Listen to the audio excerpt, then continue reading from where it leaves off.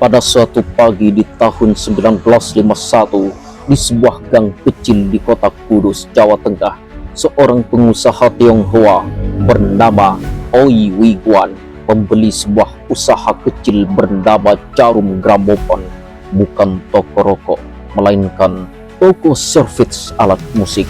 Tak banyak yang menyangka bahwa dari ruang sempit ini akan lahir salah satu imperium bisnis terbesar di Asia Tenggara. Oi bukan orang asing bagi dunia bisnis. Sebelumnya ia dikenal karena memproduksi cat yang sangat populer, tapi kali ini ia melihat potensi pada rokok kretek, sebuah produk lokal Indonesia yang belum dimodernisasi. Ia mengganti fokus toko menjadi pabrik rokok kecil. Ia pun mempertahankan nama di Jarum yang dalam bahasa Belanda yang memiliki arti jarum untuk menyimbolkan ketepatan dan ketajaman visinya. Namun belum genap 12 tahun sejak awal usahanya, musibah besar datang. Pabrik jarum terbakar habis, seluruh produk lumpuh. Banyak yang mengira itulah akhir dari Jarum. Namun Oi dan keluarganya tidak menyerah. Dari runtuhan mereka membangun kembali, bukan sekedar fisik tapi juga arah perusahaan. Setelah sang pendiri wafat pada tahun yang sama, tongkat estafet berpindah ke tangan anak-anaknya, Michael Bambang Hartono dan Robert Budi Hartono, dua anak muda yang belum dikenal siapapun tapi memikul beban warisan besar. Alih-alih meneruskan cara lama, mereka melihat dunia sedang berubah. Hartono bersaudara mulai merombak sistem kerja. Mereka memperkenalkan mesin linting otomatis untuk produksi massal, standarisasi kualitas rokok filter, ekspansi distribusi nasional.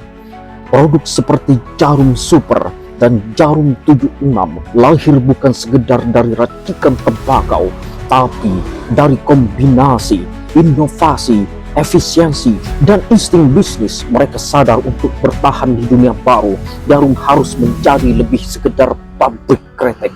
Pada akhir 1990-an, krisis moneter mengguncang Indonesia. Banyak konglomerat jatuh, tapi Jarum justru bergerak taktis, mengakuisisi Bank Sentral Asia yang saat itu sedang kolaps. Banyak yang mencibir, apa hubungannya pabrik rokok dengan perbankan?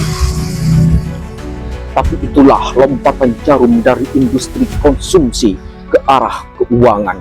Dari sana mereka terus melebarkan sayap.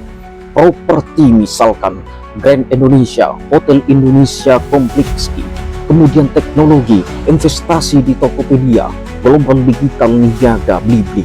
Kemudian di dunia olahraga, melahirkan legenda bulu tangkis lewat PB Jarum. Filantropi, Jarum Foundation dengan fokus pada seni, budaya, dan lingkungan.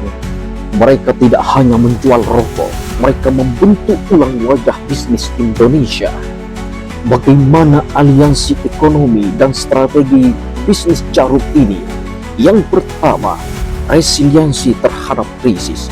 Jarum tumbuh dari kehancuran literal, pabrik terbakar, dan dari krisis finansial nasional, menunjukkan kemampuan adaptasi dan kelincahan strategis. Kemudian yang kedua, kultur tertutup tapi efisien. Berbeda dari banyak perusahaan publik, Jarum tetap sebagai perusahaan tertutup. Mereka tidak banyak bicara di publik, tapi pergerakannya sangat presisi.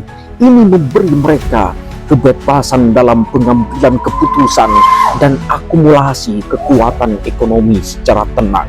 Kemudian yang ketiga, diversifikasi yang terarah. Jarum tidak asal masuk ke dunia bisnis lain. Mereka selalu memilih industri dengan infrastruktur kuat dan recurring income seperti perbankan dan teknologi. Yang keempat, soft power lewat olahraga dan filantropi. Mereka membangun legitimasi sosial lewat PB Jarum dan Jarum Foundation, membentuk narasi bahwa mereka bukan sekedar konglomerat, tapi penjaga warisan dan budaya bangsa Indonesia. Kemudian kesimpulan ataupun penutup dalam video ini, bahwa di saat banyak perusahaan hanya mengejar pasar dan laba, Jarum membuktikan bahwa bisnis adalah maraton jangka panjang. Mereka bukan hanya bertahan, tapi membentuk landscape ekonomi Indonesia tanpa banyak bicara, tanpa sorotan, tapi selalu ada di balik layar. Jarum bukan cuma kisah sukses ekonomi, tapi kisah tentang visi, luka, dan pembuktian. Terima kasih telah menonton video ini. Selamat berjumpa kembali.